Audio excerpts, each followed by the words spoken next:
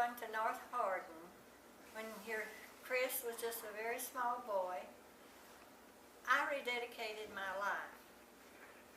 And I had been praying for Gerald to get saved. And Gerald was angry at me because he thought I was pushing him to get saved. And I wasn't. I was praying for him. Probably I was pushing too.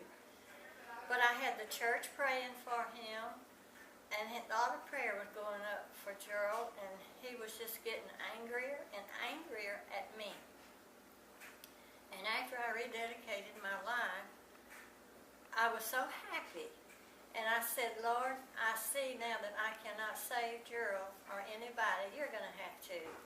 And so I turned Gerald completely over to the Lord. And the Lord worked very quickly because that I did this on a Sunday, and on the following Monday or Tuesday, I had to come into town. We lived out close to North Hardin, which would be about 6 miles out. And at that time, my mama was still living, and she lived in town. And I had to go in town to fix her hair. And so I told Gerald, I said, Chris and I are going in to fix Mama's hair. Well, he was so angry. So I left, Chris and I did, and we went into town. And we stayed an hour or two, maybe longer, to fix Mama's hair. And then we went home.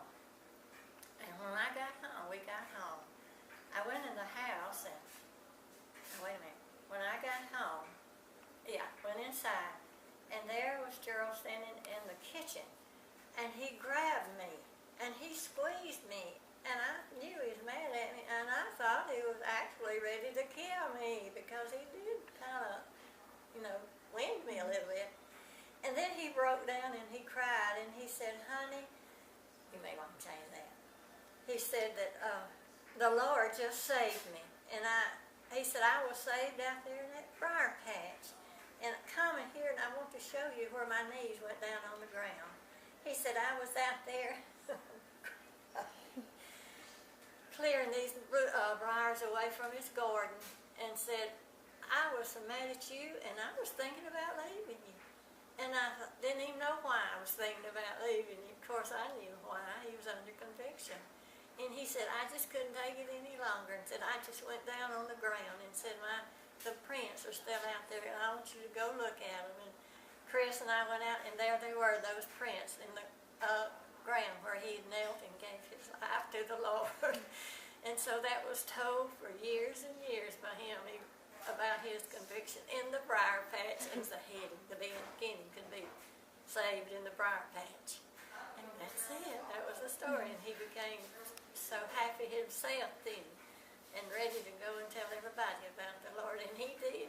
He did. He became very concerned about people that he'd never been concerned about before. And so we had a new husband and a new dad. And that's it.